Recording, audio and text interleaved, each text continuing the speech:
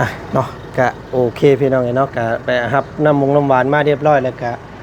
นี่พี่น้องมาเบิ่งไฟของบ่าวจันเนาะพี่น้องเนาะไส้เดียวกันกับบ่าวเตียงพี่น้อง6 โลเนาะนี่อ้าวเนาะกะเตรียมลงไปจูดเนาะมีคู่แข่งอยู่บ่เด้พี่น้องเนาะสมน้ำสมเนื้อกับบ่าวเตียงคนละบาทที่นี่ครับให้เลยทีมจะหายกันเลย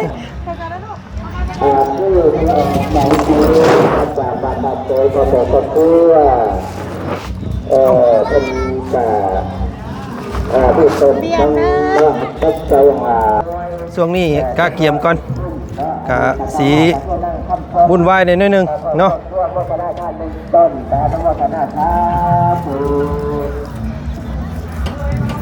ใส่ตาด้วยที่คิดนะองค์การได้มาบริจาค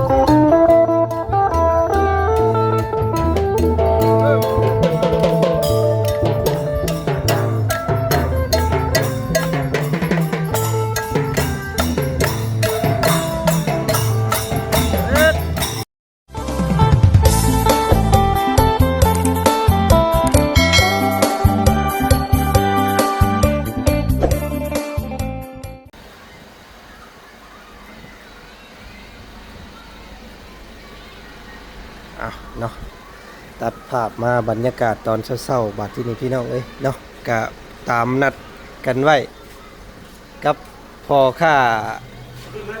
น้ำหวานพี่น้องไงเนาะโอ้สบายดีไอ้ โดยขึ้นเลยเจ้าเนาะขึ้นเลยโอ้เป็นตาย่านแทบพี่น้องไงเนาะทักทายกัน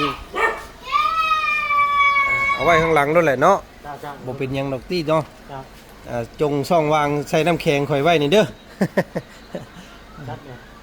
ได้ยีดอกเนาะมาเดี๋ยวเขาขึ้นรัดเอาอยู่พี่เอาพี่น้องไปกลับทักทายสบายดีพ่อแม่พี่น้องวัดสุขุสุคนเด้อเจอกันอีกคือเก่าพี่น้องบรรยากาศตอนเศร้าๆมื้อนี้เนาะพ่อกันมื้อนี้ตามนัดหมายกันไว้เนาะพี่น้องเนาะทางบ่จันมาเอาน้ำหวานพี่น้องเอ้ยมื้อนี้จักสีสิวสีแดงเนาะครบพี่น้องเอ้ยอันนี้ยังเกาะเพิ่นเอิ้นสิงคโปร์เนาะทุกโชคพี่น้องเอ้ยดำๆนี่กับแม่นคือกันอันนี้ก็ได้พี่น้องเอ้ยเนาะโอ้คักๆพี่น้องเอ้ยเนาะเจ้าเก่าเจ้าเดิมคือเก่าพี่น้องเอ้ยมื้อนี้เนาะใส่บริการเพิ่นมานี่เกือบ2 ปีได้เลยพี่น้องเอ้ยเนาะ แซ่บว่าซั่นเนาะกินได้กับโอ้ยเด็กคนนี่เป็นวัดเป็นไอไปพุ่นแหละพี่น้องเอ้ยอุ๊บมาเอา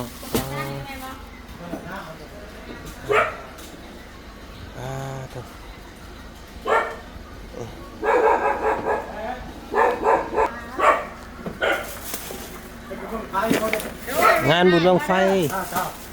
ไปดินน้ำกันได้เด้อเคยไปอยู่บ่บ้านโคกแล้วบ้านนี้พี่น้องโอ้ยเนาะ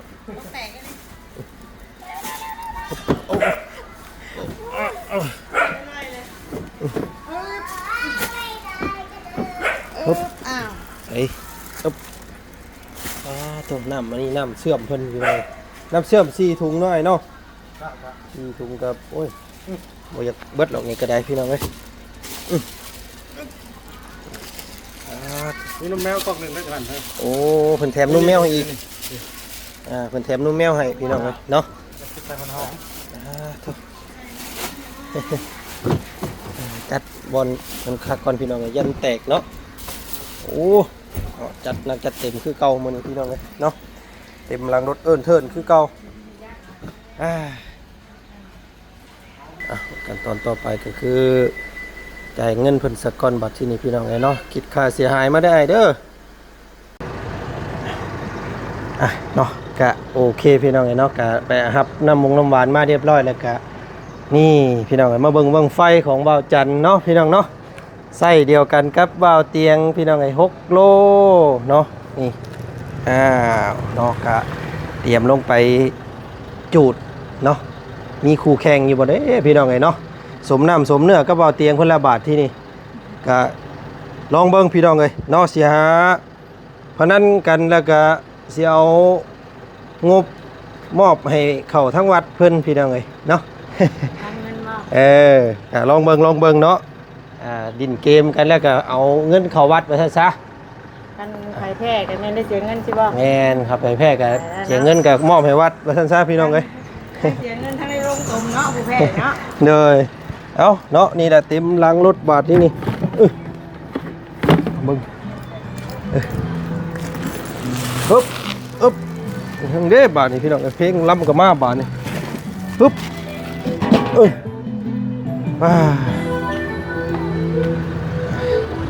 เนาะเอาวงไฟลง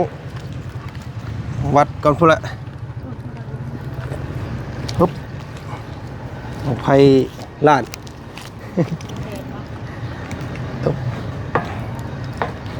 เอาได้แล้วพี่น้องเลย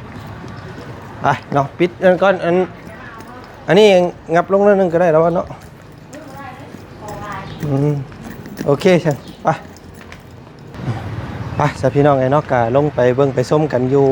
ภายในตัววัดกันเลยบัดที่นี่พี่น้องเนาะว่าผู้ใดแน่จัดแจงอย่างแน่แล้วพี่น้องเนาะไปเบิ่งไปส้มพร้อมๆกันเลยเนาะผมพี่น้องไอ้เนาะทางกระบวนติดดอกไม้ทางเขาหมู่บ้าน ทางเข้าบ้านพี่น้องไอ้เนาะ กสิหาเขาวัดคือกันนี่กันเนาะไม่นาน คนงามดิ ใส่นั่นเด้ออันเชื่อใส่บาทเด้อลูกมันเด้อ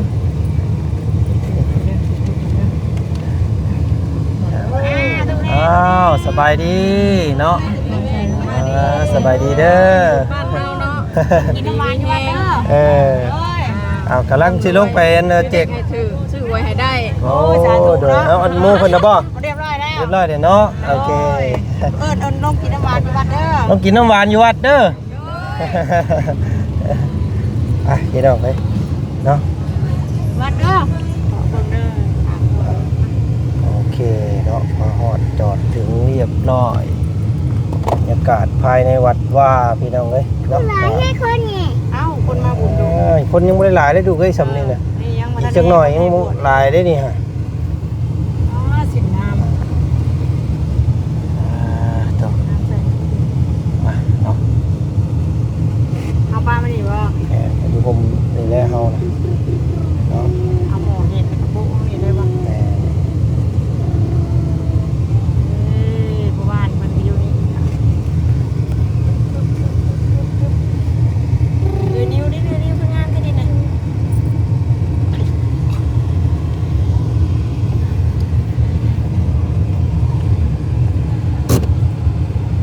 ไปลงลุมกัน เด็ดดีบ่เนี่ยหันมาทางนี้แหละเจ้าขึ้นบ่อยนะ ใครทำเป็นทานเพราะว่าตลาดครอบครัวเนาะ นี่ ต ก็ ลาด ว่า เมืองตลาดแมนทำตลาดครอบครัวเนาะแต่นี่มันเป็นเขาต้องไปทำเป็นทานโรงงานผู้ที่ ให้ทีมจะหายกันเลย ผู้ที่บางทีจากบ้านนาโต้ก็บอกก็คือเป็นแต่ผู้ชมทั้งบ้านทัศน์หาทุกท่านคือเดี๋ยวถ้าเสียก็แต่ถ้าเป็นคนบ้านโต้บริษัทอำนาจบริการว่าผมจะไล่ต้นต้นทำเป็นตัวอย่างด้วยนะมุกตัวไหนก็ทำให้ได้ลงไปเลยนะ ก็มาดูก็คือมีต้นก็อันนี้ก็ได้มาหน้ากับหน้าถือลำเด้อต่อหน้ากับที่นั่งไหวนั่งคือต้นก็ได้ตามต้นกระปุกส่วนหน้าหนึ่งต้นจะเอาไปให้คณะช้าตัว เอาไว้เทิงนี่เลย ตั้งที่เราทำบงทำบงก็เพื่อหนึ่งต้นเอาไปให้คณะช้าตัว อาตาหน้าตานั่งเลือกไส้ความเป็นความเชื่อโมทนาทานหนึ่งต้องนะอนุโมทนาสาธุนั่นไม่เป็นเก่าเด้อต่อไปตาพ่อบ้านพ่อข้าวคุ้มและข้าววัด เอาสียับๆไปทางนั้นก็ได้เพราะว่าทางนี้จะไว้น้ำ ต้นตะลุกลุงต้นอนุโมทนาทานแต่ลุงต้นตาอนุโมทนาสาธุลังโดคุณลังโดฟังหน้าอีกาท่านี่ แอนซีขึ้นไปเอาดีโดมีแต่ตัวนี้เกิดยับเอามาไว้มุงนี้แหละดีโดน้ำนี่แอน อาตามาอีสามาขึ้นมาอาตาเจ้าเพื่อเป็นต้นอนุโมทนาสาธุเมตไทยก็เจ้าเพื่อเป็นต้นอนุโมทนาสาธุอนุโมทนา น้องก็ทักทายสบายดีพ่อแม่พี่น้องกันหมดสุขสุขคนเนาะตอนนี้ก็เตรียมเกียมของแจกพี่น้องเลยเนาะโรงทานน้ำหวานอันว่าโต๊ะได้เนาะโต๊ะเอาโต๊ะไม้สุดหนึ่งพอได้มานั่งพอได้มาอันนี้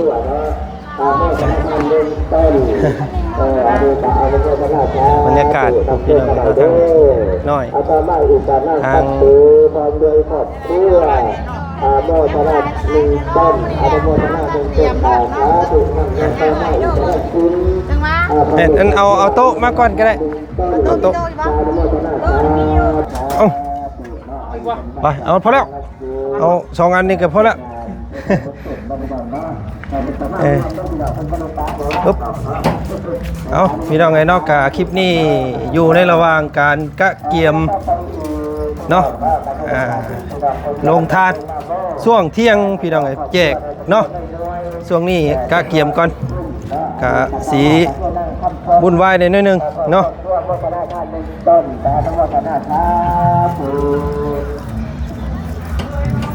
ใส่ตาด้วยที่คิดมาองค์การบ้านบริจาคทุกโสมพระธาตุนี่เป็นต้นวันละ เอารถถอยออกมาอีกเอารถอันละ3 ล้อออกมาก่อน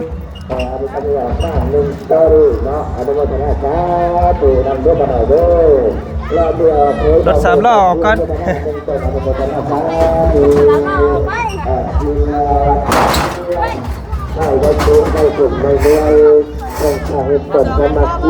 พอแล้ว2 อัน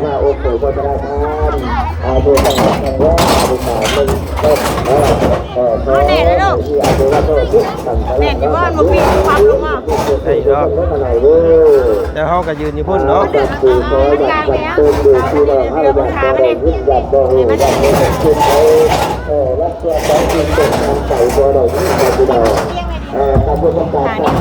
ได้หรอ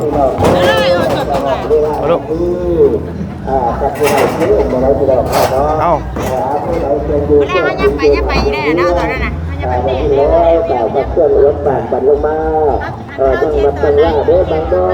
ตอนคนเพิ่นมารวมนี่แล้ว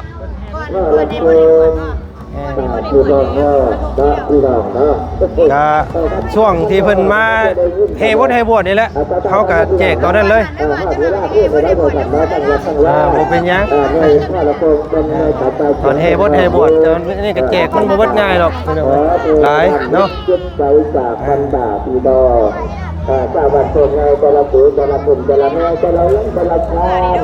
อะไรที่เราครับจะมีอาวุธทุกอย่างด้วยที่เราใช้ไฟเอาออกกันกาดไว้ทั้งคืนก่อนแก้วว่าก็เต็มเรื่อง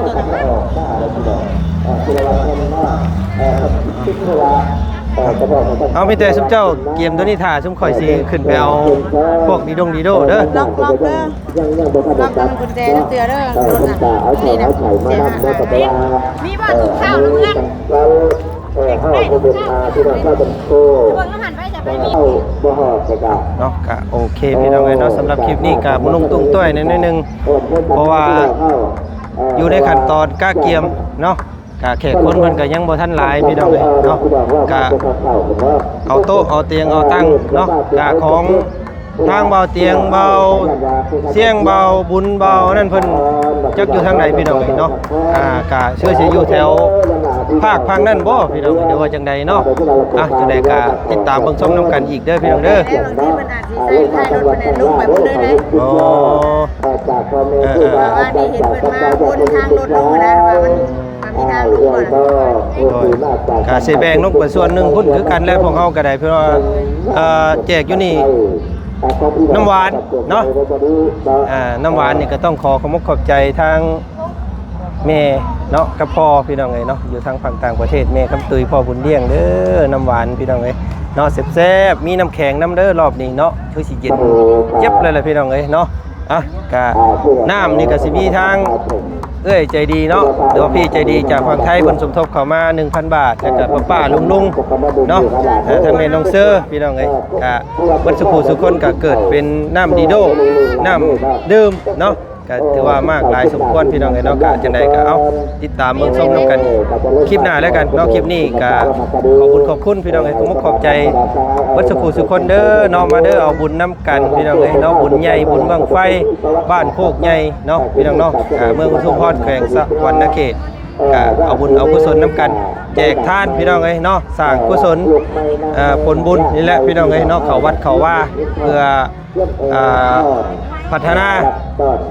วัดว่าอาหามเนาะพระพุทธศาสนาน้ำกันพี่น้องเอ้ยเนาะมาเด้อเนาะเอาบุญน้ำกันเอามื้อนี้ทางบ่จันพอโตก้าเกียมต่อก่อนพี่น้องเอ้ยบ่ไหวแล้วเนาะยังหลาย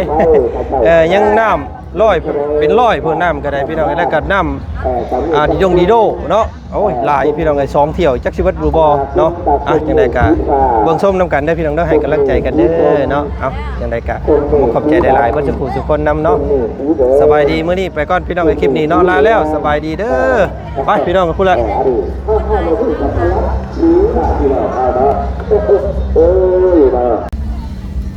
เนาะต่ออีกหน่อยนึงพี่น้องเอ้ยถ่ายทำบรรยากาศภายในงานเนาะก็ถือว่าบ่มีเสียงตู้เสียงกลองเลยพี่น้องเด้อเนาะเพิ่นงดบ่ให้มีแต่กูแต่คนว่าซั่นซะเครื่องค้าของขายเนาะเพิ่นก็กองบุญในวัดเพิ่นเนาะมีแต่แขกคนขายพี่น้องเอ้ยเนาะน้ำแน่ยามนี่ขายดีที่สุดเลยพี่น้องไอ้น้ำนี่เนาะเพราะว่ามันร้อนเด้อากาศร้อนแล้วก็อากาศหลายเนาะเครื่องเย็นกระเล่มกระลิ่มนี่พี่น้องเอ้ยกระเล่มเปกกระเล่มปากนี่ขายขนาดได้นี่เนาะถูกเรื่องบนก็คือท่านชราของท่านทางนั้นก็ได้พี่น้องถ้าเสียงอย่างคุณมันมือนั่นส่งนั่งด่ามาด้วยท่านชราเป็นตะเหยียบตีนคนแล้วพี่น้องไอ้คนหลายช่ำเนาะค่อยๆไปบ้านกับมันทางแคบๆเนี่ยเป็นเรื่องมากกันเพื่อนเมื่อกับที่เราไว้พาลับเพื่อนอันนี้กันกันตาเบื่อคมบูท่านตัวกระสันได้กระลาของท่านกระลาของเกิดนะสบายดีเด้อมองเลยโอ้ผมคอยอยู่กกหมากน้ำมดแล้วมาเอาน้ำก่อนไปทางเอ้ยเพิ่นก็หาหม่องลงบ่ได้ยังบ่มีหม่องว่าซั่นพี่น้องเอ้ยเอาเนาะว้างาม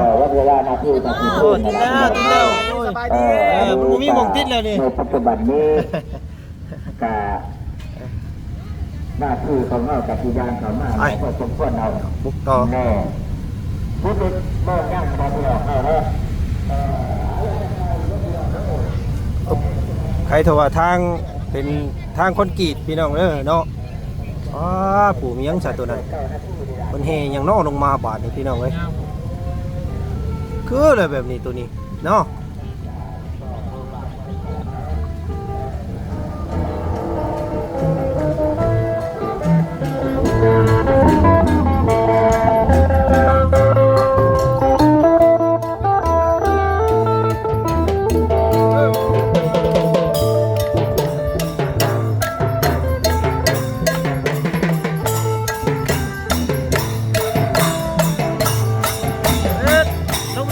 ำกันเด้อ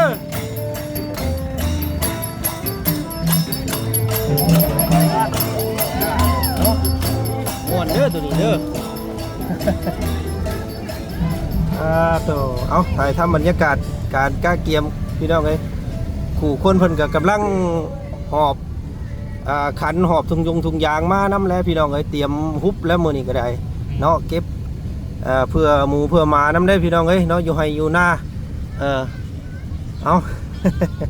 เอาบอกนัวหัวมนกันไปพี่น้องเลยไปเนาะยันมันบุทงบุทันเขกคนเพิ่นกำลังเริ่มพี่น้องเลยพอโจสำนีก่อนคลิปนี้เนาะเบิ่งส้มกันคลิปหน้าแล้วกันเด้อคลิปนี้ไปก่อนพี่น้องสบายดีเด้อไป